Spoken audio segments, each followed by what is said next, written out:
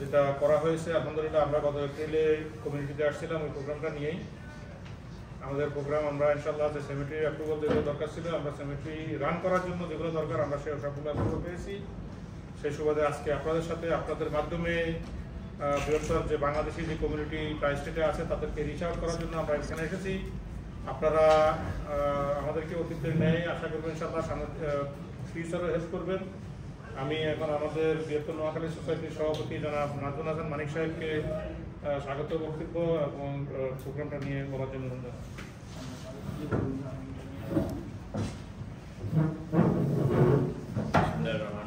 বসে বলতে পারেন, সবচেয়ে ভালো। পিছের ব্যানারটাও দেখা যাবে।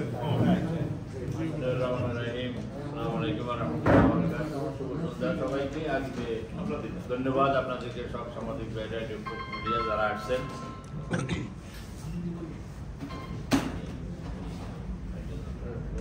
আসার জন্য ধন্যবাদ। আমাদের সবাই আছে ট্রাস্টি বোর্ডের এবং আমাদের সেমিট্রি কমিটি যারা আছে, যারা সব সদস্যরা আমরা এখানে উপস্থিত আছি। আমাদের এই কবরস্থান আপনারা জানেন, আমরা প্রায় 2 বছর থেকে আমরা চেষ্টা করতেছি, আমরা কোথাও কোনো ভালো জায়গা না পেয়েছি। আমাদের সবাই আমাদের এই জায়গাটা পছন্দ হয়েছে। এটা নিয়ে আমরা 1 বছর পরে গত কয়েকদিন ডিসেম্বরের 16 তারিখে আমরা এটাকে ক্লোজ করতে। এখন আমাদের অবস্থা, আমরা বেশ কিছু কবরস্থান বিক্রি হয়েছে বা সামনের দিকে এখন আপনাদের সবাই হেল্পের দরকার। আপনাদেরকে বিস্তারিত আমাদের কবরস্থানের যে সদস্য সচিব যারা জাহিদ মেন্টি, উনি বিস্তারিত আপনাদেরকে জানাবেন যেগুলো পছন্দ দরকার। আপনারা সবাই ভালো থাকবেন।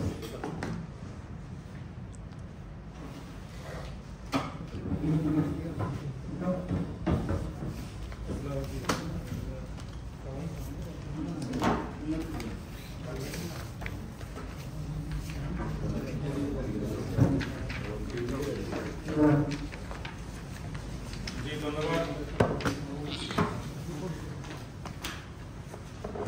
আমরা আমাদের সাথে আজকে নোয়াখালী সোসাইটির পক্ষ থেকে যারা এখানে এসেছেন, আমি জাস্ট ওনাদেরকে একটু ব্রিফলি পরিচিত করে দিব। আমি আমাদের সভাপতি জনাব নাজমুল হাসান মানিক সাহেব, আমাদের ডান থেকে আমাদের উপদেষ্টা মন্ডলের সদস্য জনাব শাহজাহান কবির, ট্রাস্টি বোর্ডের সদস্য জনাব রবিউল ইসলাম ভূঁইয়া, নোয়াখালী সোসাইটির ট্রাস্টি বোর্ডের সদস্য জনাব আবুল কালাম, নোয়াখালী সোসাইটির ট্রাস্টি বোর্ডের সদস্য জনাব খোকন মোশাররফ, ট্রাস্টি বোর্ডের চেয়ারম্যান জনাব মফিজুর রহমান, বর্তমান ভাইস প্রেসিডেন্ট জনাব তাজুল মিয়া। আমাদের সাথে আছেন আমাদের বৃহত্তর নোয়াখালীর সাবেক সভাপতি, বাংলাদেশ সোসাইটির সাবেক সভাপতি, আমাদের মুরব্বী জনাব আব্দুর রব মিয়া। আমাদের সাথে আছেন আমাদের জয়েন্ট সেক্রেটারি জনাব সালাহ আহমদ চৌধুরী রুবেল, আমাদের ভাই জনাব মনসুর ভাই। আপনাদের সকলের প্রতি, আপনারা যারা এখানে এসেছেন সকলের প্রতি ধন্যবাদ, কৃতজ্ঞতা। বাংলাদেশ সেমিট্রি সাংবাদিক সম্মেলন তারিখ 4 জানুয়ারি 2025, মুনলাইট পার্টি হল, জ্যাকসন নিউ ইয়র্ক। সাংবাদিক বন্ধুরা, আসসালামু আলাইকুম রহমতুল্লাহ বারাকাতুহু, শুভ সন্ধ্যা। সম্মানিত সাংবাদিক ভাইরা, সংবাদ সম্মেলনে উপস্থিত হওয়ার জন্য আপনাদের প্রতি আমাদের কৃতজ্ঞতা। আজকে আপনাদেরকে একটা সুখবর দেওয়ার জন্য আমরা এখানে আমন্ত্রণ জানিয়েছি।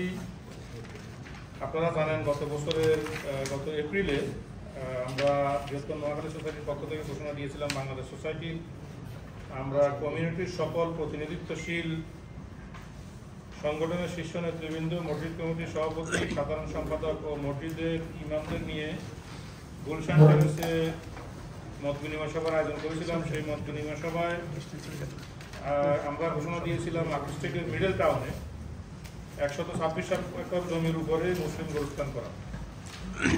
নিউ ইয়র্ক থেকে প্রায় 1 ঘন্টা 40 মিনিটের দূরত্ব। এই সেমিটিতে প্রায় কবর হবে 1 লক্ষ কবর, যেটা 3টা ধাপে তৈরি হবে। জ্যাকসন হাইটস থেকে যার দূরত্ব হচ্ছে 1 ঘন্টা 30 মিনিট। সেই সময় আমরা জমির মালিকের সাথে আইনজীবীর মাধ্যমে চুক্তি করেছিলাম। চুক্তির পূর্বে আমরা মাটি, পানি সহ বিভিন্ন প্রয়োজনীয় পরীক্ষার কাজ সম্পন্ন করেছি। সম্মানিত সাংবাদিক বন্ধুরা, আপনারা জানেন চুক্তির পরে অনেকগুলো কাজ ছিল, নিশ্চয়তা ছিল না চূড়ান্তভাবে এই ল্যান্ডটা আসলে ঠিক অবস্থানের জন্য অনুমোদন পাবো কিনা আমরা, কারণ এখানে কমিউনিটি বোর্ডের বিষয় ছিল, টাউন হলের বিভিন্ন অ্যাপ্রুভালের প্রয়োজন ছিল। আপনাদের সকলের সহযোগিতায় আল্লাহর অশেষ রহমতে সকল বাধা অতিক্রম করে গত 16 ডিসেম্বর 2024 সাল আমরা পুরো ক্যাশ দিয়ে এই জমি ক্রয় করি। এই ক্লোজিংয়ে উপস্থিত ছিলেন, এই সময় উপস্থিত ছিলেন বৃহত্তর নোয়াখালী সোসাইটির সভাপতি জনাব নাজমুল হাসান মানিক, আমি জাহিদ মিন্টু ছিলাম, সংগঠনের উপদেষ্টা পরিষদের সদস্য জনাব শাহ আলম, বেলাল হোসাইন যিনি বিএনএইচ বেলাল হিসেবে পরিচিত অনেকের কাছে, রাষ্ট্রীয় বোর্ডের সদস্য জনাব খোকন মোশাররফ ও কার্যকরী কমিটির সদস্য সহসভাপতি জনাব তাজু মিয়া। নিউ ইয়র্কের আপেল স্ট্রিটের মিডল টাউনে অবস্থিত এই সামিটটির নাম দেওয়া হয়েছে বাংলাদেশ সেমেট্রি, যার ঠিকানা হলো 247 commerce road, Scotch town, new York 10941। এই ফোন নাম্বারগুলো সেমেট্রির ফোন, মানে সেমেট্রির জন্য ডেডিকেটেড ফোন নাম্বার, সেমেট্রি লাইনের জন্য। আপনারা এগুলোতে ফোন 845-879-5900, 845-953-1111, 917-487-2978, এবং কি আপনারা ইমেল অ্যাড্রেসে ইমেল করে যোগাযোগ করতে পারেন। সম্মানিত সাংবাদিক বন্ধুরা, ইতিমধ্যে ল ফার্ম নিয়োগ দেওয়া হয়েছে এবং তারা কাজ করে যাচ্ছেন। এই প্রজেক্টের জন্য আলাদা কমিটি এবং আলাদা কর্পোরেশন করা হয়েছে। উল্লেখ্য, যদিও এটার মাথা সংগঠন থাকবে বৃহত্তর নোয়াখালী সোসাইটি, এই প্রজেক্টের দায়িত্ববান কর্মকর্তারা গত সপ্তাহে একটা সভায় মিলিত হয়েছে। সেই সভার সিদ্ধান্ত অনুযায়ী আগামী মার্চ 2025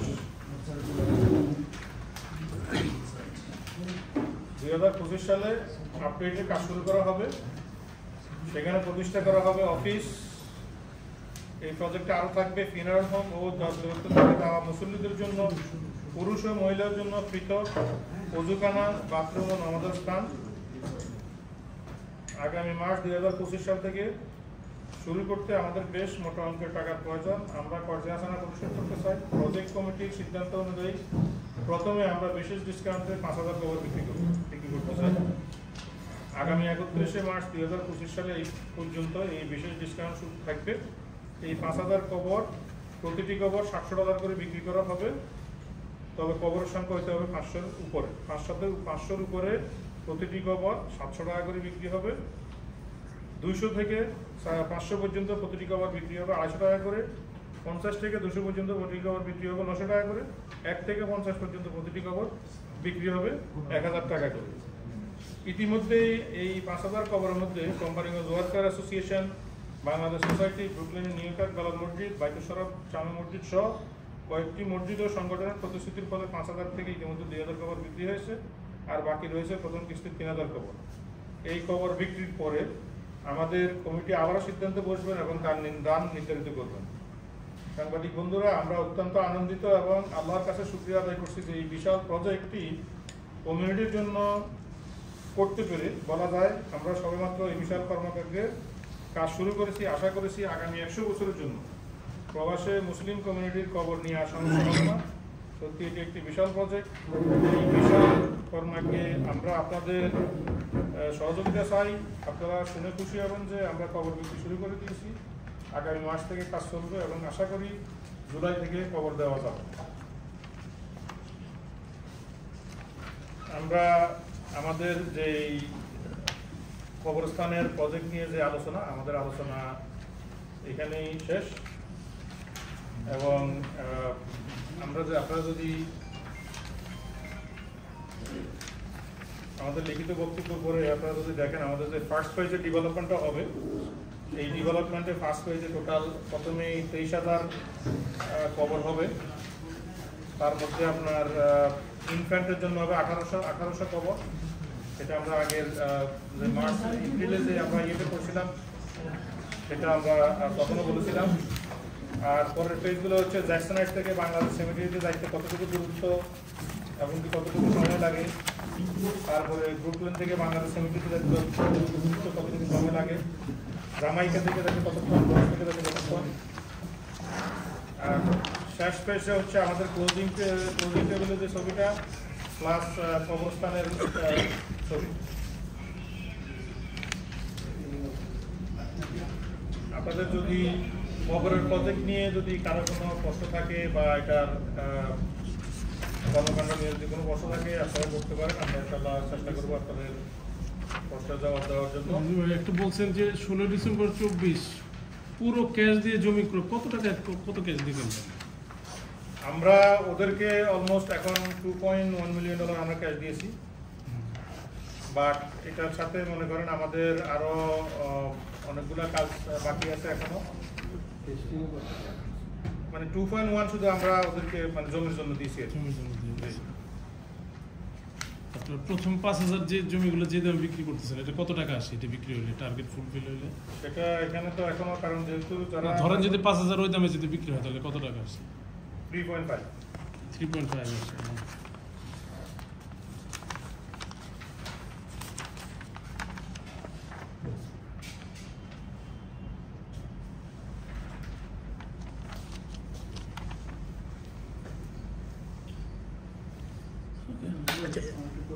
জি। ফ্যামিলি মেম্বার একজন আছে যে আমাকে বলছিল যে একটা খবর কিনতে এটা বাংলাদেশ সেমিটি নামে দিচ্ছে, এটা শুধু নোয়াখালী বিধান না, যে কোনো কি পার্টিসিপেট করতে পারে? Bangladesh symmetry basically open to all Bangladeshi community, but এখানে আপনার কিছু রেস্ট্রিকশন তো অবশ্যই আছে। সেটা হচ্ছে যেহেতু আমাদের এখানে কোয়ান্টিটির কিছু বিষয় আছে, যে 500 থেকে উপরে কিনলে 700 টাকা করে, কিন্তু যারা কিনবে তারা যদি কোনো সংগঠনের মাধ্যমে কিনে, ওই সংগঠন থেকে আমাদেরকে লেটার হেডে আপনার মনে করেন আপনি একটা সংগঠন থেকে 5টা কবর কিনলেন, আপনার সংগঠনকে টাকাটা দিলেন, এটা রেসপন্সিবিলিটি কিন্তু সংগঠন নিতে হবে। যদি সংগঠন তাদের লেটার হেডে প্রেসিডেন্ট সেক্রেটারি বা দায়িত্বশীলটা যদি লিখে আপনার ইনফরমেশন লিখে আপনার নাম অ্যাড্রেস ঠিকানা লিখে আপনি কটা কিনছেন সেটা তারা আমাদেরকে দিতে হবে, প্লাস তারাতে আপনাকে একটা দিতে হবে, পেমেন্ট রিসিপ্টটা আমাদেরকে দিতে হবে। তাহলে যদি কখনো যদি কোনো সংগঠনের কোনো সমস্যা হয় তাহলে আমরা ওটা রেসপন্সিবিলিটি নিব। আদার দ্যান দ্যাট আমরা ওটা কোনো রেসপন্সিবিলিটি নিব না। কারণ আপনি যদি সিঙ্গেল কিনতে চান যে আপনি 5টা কিনবেন, আপনার সিঙ্গেল কেনার সুযোগ আছে, সেটা রেসপন্সিবিলিটি নোয়াখালী সোসাইটি নিবে। কিন্তু একটা ছোট্ট কোশ্চেন, সেটা হলো যে এটা কি পুরোপুরি কি ব্যবসায়িক ইস্যুতে করতেছেন নাকি সমাজসেবামূলক? পুরোটাই সমাজসেবামূলক, কোনো প্রফিট আপনারা নেবেন না নাকি ব্যবসায়ী মনোভাব থেকে করতেছেন? এটা হচ্ছে আপনার পুরোটা আপনি যে কর্পোরেশনটা করা হয়েছে সেটা একটা নন ফর প্রফিট অর্গানাইজেশন, এটা সম্পূর্ণ নন ফর প্রফিট, এটা করা হচ্ছে কমিউনিটির কল্যাণে। বাট আপনাদেরকে একটা জিনিস লক্ষ্য রাখতে হবে, সেটা হচ্ছে এটা করার পিছনে আমাদের এক্সপেন্স আছে। যেমনকি আমরা এখানে মনে করেন এখন বলছি যে 2.1 শুধু আমরা মাটি মানে কেনার জন্য দিচ্ছি, এর বাইরেও দেখা গেছে আমাদের আরো অলমোস্ট আরো $2 মিলিয়ন আমাদের খরচ হয়েছে বিভিন্ন আনুষঙ্গিক কাজগুলো করতে গিয়ে। হ্যাঁ, প্লাস হচ্ছে আমাদের যে ফিউচার ডেভেলপমেন্ট আছে, ডেভেলপমেন্টটাকে লাগবে, প্লাস আমাদের ওখানে যারা কাজ করবে তাদের ফেরত থেকে শুরু করি আরম্ভ করি সব কিছু আমাদেরকে করতে হবে। আমরা শুধু এখানে যে ডিজাইনার আছে, সেমেট্রি ডিজাইনার, শুধু তাকে দিয়েছি এই পর্যন্ত 1,80,000 টাকা, শুধু সেমেট্রি ডিজাইনার। এরকম আমাদের অনেকগুলো কষ্ট আছে, যে কষ্টগুলো আমাদেরকে এটার সাথে ক্যারি করে আনতে হবে। আপনার ব্যক্তিগতভাবে কেউ লাভবান হবেন না? ব্যক্তিগতভাবে এখানে কোনো লাভবান কোনো সুযোগ নেই। এই ডিজাইনারটা কি বাংলাদেশি না আমেরিকান না মানে কি? ডিজাইনার যে বললেন যে কত টাকা দিছে? আমেরিকা। আচ্ছা যাই, not for profit or non profit? Not for profit. আচ্ছা জাহিদ ভাই, ওই যে কোনো অ্যাডমিনিস্ট্রেটর কোনো স্যালারি কোয়ালিটি পাবেন? তাৎক্ষণিকভাবে যদি কেউ করতে চায় সেই হিসেবে কি কোনো মানে কমিউনিকেশন কোনো ইয়ে আছে নাকি না আগে থেকে প্রি শিডিউল? আপনি যদি এখন কোনো সংগঠন যদি কিনে, আমাদের এখানে এখন যেটা হচ্ছে আমাদের কাছে পর্যন্ত যারা আসছে সবাই মসজিদ অথবা কোনো সংগঠন মাধ্যমে আসছে। এখন আপনি যদি কোনো সংগঠন যদি কিনেন, আপনার প্রয়োজন আপনাকে ওই সংগঠনের সাথে যোগাযোগ করতে হবে, ওনারা আমাদের সাথে যোগাযোগ করবে, তারপরে যে অথরাইজেশনটা আসবে। আর আপনি যদি ডাইরেক্ট কিনেন তখন আপনি ডাইরেক্ট যোগাযোগ করতে পারবেন। কত পার্সেন্ট পে করতে হবে যদি অ্যাডভান্স পে করতে? অ্যাডভান্স আমরা আমাদের রিকোয়ারমেন্ট চাই না, আমাদের 40% পে করতে হবে, এরপরে মান্থলি ইনস্টলমেন্টের টাকাটা দিতে হবে। টোটাল কত টাকা আসবে? ডিপেন্ড করে আপনি কতগুলো কিনেন। কত পিস? না একটা একটা তো একটা হচ্ছে আপনি যদি সিঙ্গেল কিনেন 1,000 টাকা, 1,000 টাকা। না, এখানে মধ্যে এটা শুধু হচ্ছে কবর জায়গার জন্য, আপনাকে ওপেনিং ক্লোজিং আলাদা পে করতে হবে, এবং কি এই ওপেনিং ক্লোজিংটা কোনোভাবেই আপনার এটা ডিপেন্ড করবে কষ্টের উপর। সেটা কি আপনারা কন্ট্রোল করবেন? সব আমরা কন্ট্রোল করবো, এটা আমরা কন্ট্রোল করবো। বাট আপনি এখন যে টাকাটা দিচ্ছেন এটা হচ্ছে শুধু কবর জায়গার জন্য, একটা কবরের জন্য। আপনার এস্টিমেটেড প্রাইস কত হবে opening closing including everything? Opening closing এর বিষয়টা এখানে হচ্ছে আমরা নিউ ইয়র্ক স্টেট থেকে এখন আমরা একটা ডাইরেকশনের জন্য ওয়েট করতেছি। সেটা হচ্ছে আপনার যেমন কি আপনি যদি ওয়াশিংটন মেমোরিয়ালে যেতে আপনি জামাইকা থাকেন, আপনার অনেক কিছু যাওয়া, ওয়াশিংটন মেমোরিয়ালের যে নিচে যে কংক্রিটের বোল্টটা দেয় আমাদেরকে, ওরা ওই কংক্রিটের বোল্টটা দিয়ে আমরা মনে করেন সেম স্টাইলে আমরা করার জন্য আমরা প্রোগ্রাম করতেছি। ওটা হলে আমাদের কস্টটা একটু বেশি হবে, বাট আমরা এক্স্যাক্টলি এখনো ওই ক্যালকুলেশনে আমরা আসতে পারি নাই, কারণ যেহেতু আমরা ওই যাবে এখনো যাইনি। আর ওটা আমরা আশা করতেছি মানে ডেফিনেটলি চেষ্টা করতেছি আমরা এটাকে অ্যাফোর্ডেবল এবং যত চিপ রাখা যায় কষ্ট। ফিনারেল হচ্ছে এখানে ফিনারেল ফ্যাসিলিটি রাখা হবে, সেটা হচ্ছে ওখানে আমরা যে বিল্ডিংটা করতেছি আমাদের ওই বিল্ডিং এর জন্য, বিল্ডিংটা এখনো ডিজাইন ফেজ, ওটা কিন্তু এখনো হবে না, এটা হচ্ছে আরো 2 বছর সময় লাগবে। কারণ বিল্ডিং এর জন্য আমরা আলাদা করে আর্কিটেক্ট নিয়োগ দিয়েছি এটার বাইরে, তারা ডিজাইন করতেছে। ওই বিল্ডিং এ একটা ফ্যাসিলিটি থাকবে, তো সেখানে লাস্ট ওয়াশ করার জন্য আপনার ওয়াশরুম থাকবে, 3টা ফ্রিজার থাকবে, in case of emergency minimum 3টা যেন এখানে স্টক করা যায়। প্লাস আপনার এখানে ফ্যামিলি রুম থেকে শুরু করে বাকি যেসব ফ্যাসিলিটি, 150 জন লোকের নামাজ পড়ার ফ্যাসিলিটি ওখানে থাকবে, পুরুষ মহিলা আলাদা, সবকিছু আলাদা করা হচ্ছে। কমিটি রুম, বাথরুম আলাদা, সবকিছু আলাদা করা হচ্ছে। কিন্তু প্যাকেজ ডিল হবে না যে কমপ্লিট কেউ লোক মারা গেল ফোন করলো যে আমাদের এরকম লোক মারা গেছে, তাকে পিক করা, ওখানে নিয়ে যাওয়া, সবকিছু করা, অ্যারেঞ্জ করা। আমরা, আপনারা জানেন যে নোয়াখালী সোসাইটি শুধু নোয়াখালীর বাইরে ছাড়াও মনে করেন বাংলাদেশিদেরকে এই সার্ভিসটা দিয়ে থাকে। আমরা এই পর্যন্ত সবকিছু এগুলো সব কষ্ট ফ্রি করছি। কেউ যদি সাইজে পিএনআরএল থেকে শুরু করে সবকিছু আমরা করে দেবো, প্যাকেজ ডিল, হ্যাঁ তখন আমরা করবো, সেটা কস্ট যেটা আসবে ওটা আমরা দেখবো, সেটা দিবে। ওটা দেখবো। ভাই আমি একটু একটা প্রশ্ন করি, তুমি পরে করো। এই যে বাংলাদেশ প্রজেক্ট, এটা তো কমপ্লেক্স কেন আগে কবর শেষ খবরটা শেষ করো। খবর দিয়ে আচ্ছা কবরের যেটা সেটা হলো আচ্ছা আমি একটা করে না, আমার প্রশ্নটা হলো যে আপনাদের কবরের বিষয় নিয়ে আমরা বিভিন্ন কিছু মিডিয়াতে দেখতে পাই যে বাংলাদেশ সোসাইটি আপনাদেরকে সহযোগিতা করছে, মানে বিষয়টা কি? আমি যতটুকু জানি যে আপনারা এই জায়গাটা নিজেদের অর্থায়নে করছে, তো এটা সহযোগিতা করছে নাকি বিষয়টা কি? এটা নিয়ে একটা বিষয়টা হচ্ছে পার্টনারশিপ কিনা? না, বিষয়টা হচ্ছে মনে করেন কমিউনিটির অন্যান্য অনেক সংগঠন, মসজিদের মতো বাংলাদেশ সোসাইটি আমাদেরকে দোয়া দিয়ে সহযোগিতা করেছেন, সেটা ঠিক আছে। আমরা বাংলাদেশ সোসাইটি থেকে আর্থিক কোনো সহযোগিতা পাই নাই, আমরা আর্থিক কোনো সহযোগিতা আমরা নেই। তার মানে ওনারা কবর কিনছেন, আপনারা ওনারা কবর কিনছে, ওনারা যে কবরটা কিনেছে ওই টাকাটা ওনারা আমাদেরকে দিয়েছে। এর বাইরে বাংলাদেশ সোসাইটি আমাদেরকে কোনো প্রকার কোনো সহযোগিতা করেন না। বাংলাদেশ সোসাইটি থেকে আমরা কোনো টাকা নিই, ওনারা আমাদেরকে দোয়াতে সামিল রাখছেন, সেটা আরো বাংলাদেশি অনেক কমিউনিটি অনেক লোকজনের রাখছেন। আচ্ছা মিন্টু ভাই, মনে করেন আপনার কবরগুলো বিক্রি করলেন কোনো সংস্থার কাছে, মসজিদের কাছে, যখন একজন মারা যাওয়ার পর কার সাথে যোগাযোগ করবে? যার থেকে ওনারা কিনবে ওনাদের থেকে যোগাযোগ করবে, মানে ওইখানকার অথরিটির সাথে নাকি যেই সংগঠন আমাদের থেকে কিনবে তারা আমাদের সাথে যোগাযোগ করবে? না সরাসরি তেলে যদি একজন লোক মারা যাওয়ার পর এখন ওইখানে যারা কবর ম্যানেজমেন্ট থাকবে তাদের সাথে কি যোগাযোগ করার দরকার আছে কিনা? ম্যানেজমেন্টে আমরা থাকি, ওইখানে আর অন্য কোনো ম্যানেজমেন্ট? না আমরা করবো সবকিছু। না, কিন্তু ধরেন কোনো ব্যক্তি একেবারে ইন্ডিভিজুয়াল কোনো সংগঠনের সাথে নাই, তিনি তার পরিবারের কাউকে সেখানে করতে যাচ্ছে আপনাদের মাধ্যমে, সেক্ষেত্রে কি এই সংগঠনে কি বাধ্যতামূলক নাকি আপনাদের একটা নাম্বারে যোগাযোগ করে সে তার পরিবার সদস্যকে এসে সমাধান করবে? আমাদেরকে ফোন দিলে আমরা সহযোগিতা করবো। তাহলে গুলশান টেরেসে যে আপনারা একটা ফর্ম দিছিলেন, কে কয়টা কিনতে চায়, একটা উইশ নিছিলেন, একটা প্রাইস দিছিলেন, সেটা কি হবে? সেটা তো লিখিত জিনিস, আমাদের কাছে ছবি আছে এগুলো অনেকগুলো। এটা কি গুলশান টেরেসে যেটা করা হয়েছে সেটা হচ্ছে ওখানে যারা অ্যাটেন্ড করেছে তারা প্রকাশ করেছে যে আমি 300টা নিতে চাই, আমি 1000 নিতে চাই, আমি 500 নিতে চাই। একটা প্রাইস দিছিলেন না, ওখানে প্রাইস নিয়ে কোনো আলোচনা টেন্টেটিভ একটা প্রাইস সম্ভবত, ওখানে প্রাইস নিয়ে কোনো আলোচনা হয়। যে প্রাইসটা ওখানে আসছে ওই প্রাইসটা মানুষ থেকে আসছে, আমাদের থেকে কোনো প্রাইস বলা হয়নি। আমরা ওখানে একটা কথা বলছিলাম যে সেটা হচ্ছে কস্ট বিটুইন 700 থেকে 800 টাকার ভিতরে আমরা কোন মেনটেন করার জন্য চেষ্টা করি। আর ফিল্ড থেকে কেউ বলছে 2200, কেউ বলছে 350, কেউ আবার বলছে ফ্রি হবে, বাট ওটা তো হয় না। কারণ যেহেতু আপনার এখানে অ্যাডমিনিস্ট্রেটিভ যে কস্ট, ওই কস্টটা কভার করতে হবে। এখন কেউ যদি বলে যে এই কস্টটা এত হওয়া উচিত হয়েছে এক কথা, আর হবে কত সেটা শোনো। আচ্ছা, সেটা হচ্ছে আপনারা 3টা ফ্রেজে বোধ হয় যে 1 লাখ কবরের কথা বলছেন, তাই তো? তাহলে এই যে প্রথম ফ্রেজ শেষ হবে কবে, দ্বিতীয় এবং তৃতীয়, আমরা চূড়ান্তভাবে 1 লাখের যে সীমারেখা সেটা কবে নাগাদ এক্সিকিউশন হবে, যে 1 লাখ টাকা কবে থেকে বলতে পারবো? আপনার প্রথম ফেজটা একটা বিষয়। আরেকটা বিষয় হচ্ছে ধরেন কারো আর্থিক মানে অবস্থা ভালো নাই, এখন সেই ক্ষেত্রে অন্য মানে কোনো সাবসিডি বা আপনাদের পক্ষ থেকে কোনো সুযোগ আছে কিনা? অনেকে আছে যাদের আর্থিক সামর্থ্য নাই, আছে অনেকেই, সেক্ষেত্রে কি করার কোনো অপশন আছে কিনা? আমি আপনার মানে একটা করে দিই। আমাদের এখানে যে প্ল্যানটা এটা হচ্ছে শুধু প্রথম ফেজের জন্য। সেকেন্ড ফেজের প্ল্যানটা হচ্ছে এই পাশে, যেটা আমরা আশা করতেছি আমরা এটা শেষ করার পরে আমরা এটা ধরবো।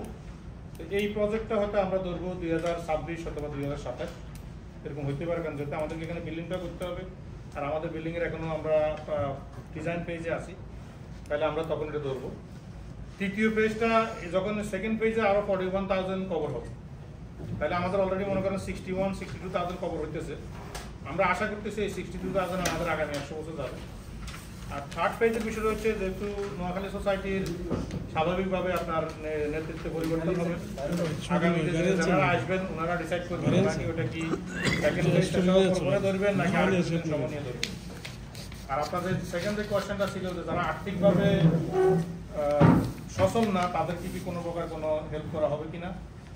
নোয়াখালী সোসাইটি এবং আমার কাছে মনে হয় যে প্রবাসী নোয়াখালী সোসাইটি হচ্ছে একমাত্র সংগঠন যে বৃহৎভাবে কাজগুলো করছে। আমরা আশা করবো ইনশাল্লাহ আগামী দিনেও করবেন। আমাদের যখন যারা নেতৃত্বে আসবেন, যারা দায়িত্বে আসবেন, তারা জনগণের জন্যই এবং মানুষের কল্যাণে কাজ করবেন।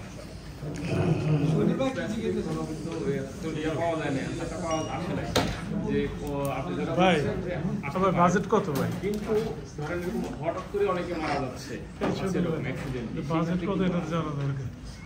আমরা তো ওগুলো এখনো টেক কেয়ার করতেছি ভাই, যতটুকু আমাদের পক্ষে সম্ভব আমরা টেক কেয়ার করতেছি। টিজারে করবেন সব। মিঠু ভাই এখন একটু বলি, যদি অনুমতি দেন। জি, এটা হচ্ছে যে আপনাদের কবরস্থানের নাম বাংলাদেশ সেমিট্রি, কমপ্লেক্স করবেন বাংলাদেশ কমপ্লেক্স, কিন্তু অতীতে দেখা গেছে আপনাদের ভবন নোয়াখালী ভবন বা এরকম। তো আপনি বাংলাদেশ সোসাইটির নির্বাচনের সময় এই প্রচারগুলো একটু করছিলেন যে আপনি যদি জিততেও না পারেন মানে এই বাংলাদেশ ভবন বা বাংলাদেশ সেন্টার প্রতিষ্ঠায় আপনি কিছু ভূমিকা রাখবেন। এখন আপনার যে নেক্সট প্রজেক্ট হচ্ছে বাংলাদেশ কমপ্লেক্স, এর সঙ্গে আপনার এই বাংলাদেশ সোসাইটির কোনো পলিটিক্স বা আগামী নির্বাচনে আবার প্রার্থী হওয়া এগুলো কোনো যোগসূত্র আছে কিনা? আমি একটু তাহলে একটু বলি। এক নম্বর হচ্ছে আপনার এই নোয়াখালী ভবন, Noakhali society, obviously Noakhali society হচ্ছে আমার ফাউন্ডেশন, নোয়াখালী ভবন হচ্ছে আমার যে বাড়িতে যে ঘরটা ওটা। আর বাংলাদেশ সোসাইটির গত ইলেকশনে আমি যেটা বলেছি যে বাংলাদেশ ভবন করার জন্য আমি সহযোগিতা করব। আমি এখনো বলতেছি যে যারা নির্বাচিত হয়েছেন তারা যদি তাদের সাইড থেকে যেগুলো করে আসার দরকার ওগুলো করে আসে, আমি আমার সহযোগিতাতে আমি করবো, করার কোনো ইয়ে করবো না, পিছপা থাকবো না। আগামী দিনের বাংলাদেশ সোসাইটির ইলেকশন সেটা কি হবে সেটা বলা কঠিন, বাট যেহেতু একবার আসছি সেটা করবো না। সেটা আমি বলছি এটার নাম যেহেতু বাংলাদেশ ওটার সাথে কোনো প্রকার কোনো সম্পর্ক নাই, পলিটিক্সের সাথে কোনো সম্পর্ক নাই। এটা হচ্ছে নোয়াখালী সোসাইটি, যেটা সভাপতি সাহেব মানে আপনি কষ্টটা আগে করে বলছেন। আমাদের সভাপতি সাহেব উনি আগামী দিনে বাংলাদেশ সোসাইটি, বাংলাদেশ নোয়াখালী সোসাইটি দেখা গেছে প্রত্যেক বছর বা প্রতিটা সময়ে এক একটা প্রজেক্ট নিয়ে আসেন। আগামী দিনের পরিকল্পনা হিসেবে এই প্রজেক্টটা আমাদের যারা দায়িত্বে আছেন তারা চিন্তা করেছেন এই প্রজেক্টটা নিয়ে। এটা আগামী দিনে ইনশাল্লাহ দেখবেন। এটা কোথায় হবে বাংলাদেশ কমপ্লেক্স? প্রস্তাবনা কোনো প্রস্তাবনা নাই এখনো বলা কঠিন, বাট যেখানে বাংলাদেশিদের জন্য যেখানে অ্যাকোমোডেট করাটা ইজি হবে সেখানে হবে। সেখানে কি কি ফাংশনিং থাকবে যাতে করে কোনো কথা বলতে এটা তো কেবল ড্রিম। আচ্ছা মিন্টু ভাই, ব্যক্তি পর্যায়ে কবরের দামটা কিরকম হইতে পারে? এরকম কোনো ব্যক্তি পর্যায়ে না, এখন যদি মনে করেন আমরা জুলাইতে যারা কবর দিতে শুরু করার পর যদি কবর দিতে চায় এই সময়টায়, মানে এরকম যদি সরাসরি যদি কিনে যায় তাহলে কত পড়বে? সেটা আপনি ব্যক্তিগতভাবে কিনতে পারবেন, হ্যাঁ, বাট সিঙ্গেল যে কবর ওটা দামটা বেশি হবে। আর এই প্রাইসটা কিন্তু অনলি মার্চ পর্যন্ত। আর এটা হচ্ছে মনে করেন আমাদের 3000 কবর বাকি আছে, 3000 কবর যদি আপনার আগামী মাসে বিক্রি শেষ হয়ে যায় তাহলে এই প্রাইসটাও কিন্তু আপনার চায়নাতে আবার করোনা এসে গেছে না, ভাইরাস, উনি চিন্তা করতেছেন বিজনেস গুড টাইম। এটা আপনাদের একটা প্রশ্ন করতে পারি, আপনাদের যে কবরস্থান যে জায়গা ওই জায়গায় কি ফুল ফিউনারাল সার্ভিস থাকে, মানে ফিউনারাল হোম, লাশ রাখার জায়গা এবং আমরা বেসিক্যালি ওখানে আমরা একটা ফিউনারাল ফ্যাসিলিটি আমরা বিল করতেছি, বিল করবো আমাদের যে অফিসটা হবে কাম নামাজের যে জায়গাটা হবে ওইটার সাথে। বাট আমরা উইদিন নিউ ইয়র্ক সিটি মানে 5 বড় রেঞ্জে আমরা একটা ফিউনারাল করার জন্য আমাদের কাজ করতেছি অলরেডি। আমরা আশা করতেছি ওইটা ইনশাআল্লাহ মানে অতি শীঘ্রই আমরা ওটা নিয়ে আবার আলোচনা করবো, বাট আমরা কাজ করতেছি ওটা নিয়ে অলরেডি। একই একটা বাংলাদেশ সেমিট্রি ও ফিউনারাল মানে এটা হচ্ছে ওইটার পার্ট বি আর ওটা নিয়ে কাজ করতেছি।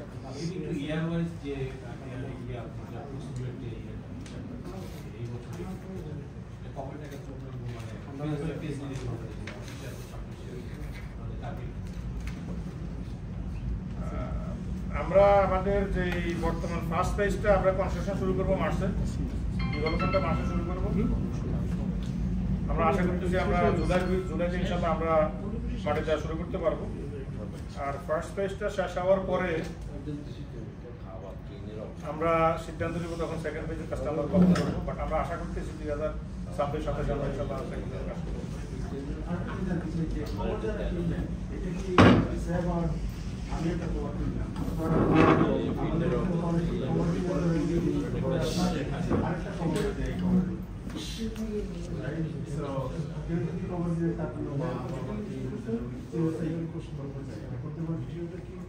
একটা কবরে একটা বডি, ঠিক আছে। আর এটা তো মনে করেন একটাই হবে, মানে ওখানে অন্য কোনো কবর হবে না, কবরের উপর অন্য কোনো কবর হবে না, একটা কবর একটাই বাড়িয়ে হবে। আপনার প্রশ্নটা আশা করি বুঝলেন। ওয়াল দেওয়ার কোনো সিস্টেম ওখানে হবে না। আপনি শুধু হেডস্টোন দিতে পারবেন, হেডস্টোনটা ফ্ল্যাট হইতে হবে। আপনি কোনো প্রকার কোনো না, আপনি স্ট্যান্ডিং কোনো কিছু করতে পারবেন না, কোনো গাছ লাগাতে পারবেন না, ফ্লাওয়ার দিতে পারবেন না, কোনো কিছু করতে পারবেন না। স্টোনটা ফ্ল্যাট স্টোন হইতে হবে, ফ্ল্যাট স্টোন হইতে হবে। আমার একটা প্রশ্ন, সরি একটু লেট হয়েছে, সেটা হচ্ছে যে আপনারা যে কবরগুলো এখন যারা কিনতেছে, আপনারা বিভিন্ন সমিতির পক্ষ থেকে কিনতেছে, সংগঠনের পক্ষ থেকে কিনতেছে, কিন্তু যারা ইন্ডিভিজুয়ালি কিনবে কিংবা যদি সেই সুযোগ থাকে, যেমন যে সংগঠনের পক্ষ থেকে যদি এখন কিনা হয়, যেমন ধরুন আমি একটা সংগঠনের জন্য সংগঠনের পক্ষ থেকে কেনার জন্য আমি পয়সা দিলাম, কিন্তু সংগঠনের কমিটি থাকলো না, 10 বছর পরে এটার কোনো রেকর্ড থাকলো না, আমি কিভাবে ক্লেম করবো যে আমি এই সংগঠনকে পয়সা দিচ্ছিলাম আমার কবর দরকার? না, সেই সংগঠনের যখন আমি কিনছি কবরটা, তখন তার সেই কমিটি যার যার মাধ্যমে কিনছি তারা তার 15 বছর পরে বহাল থাকছে না, তখন আর অনেক সমিতি সংগঠনের কাগজপত্র ঠিকভাবে মেনটেন করা হয় না। কারণ এইটা কীভাবে সলভ করবেন এই সমস্যাটা? ধন্যবাদ, এটা একটা ইম্পর্টেন্ট প্রশ্ন। যদি আমি এটাতে একটু টাচ করছিলাম আগে, এখানে দুটো বিষয়। এক নম্বর হচ্ছে আপনাদের সাথে যোগ করতে চাই।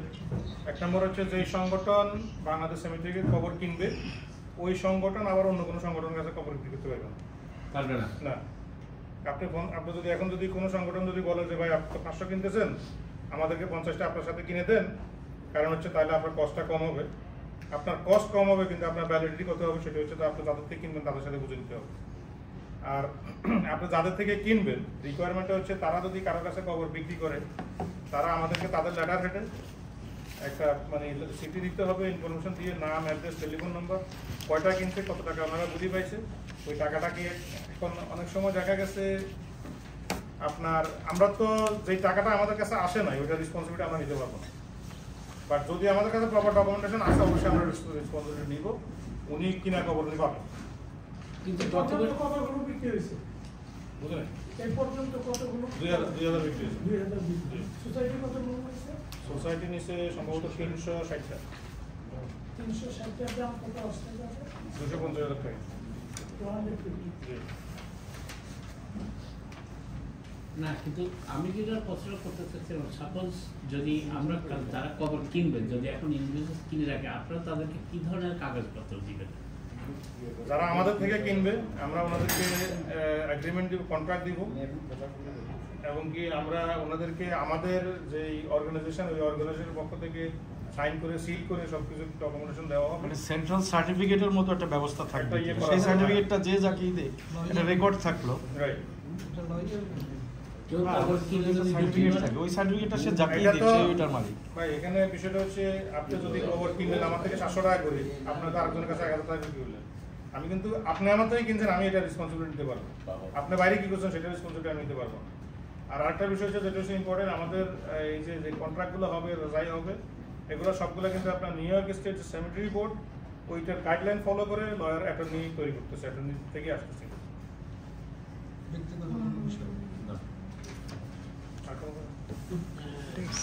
আপনাদের কোনো প্রশ্ন থাকলে আপনাদের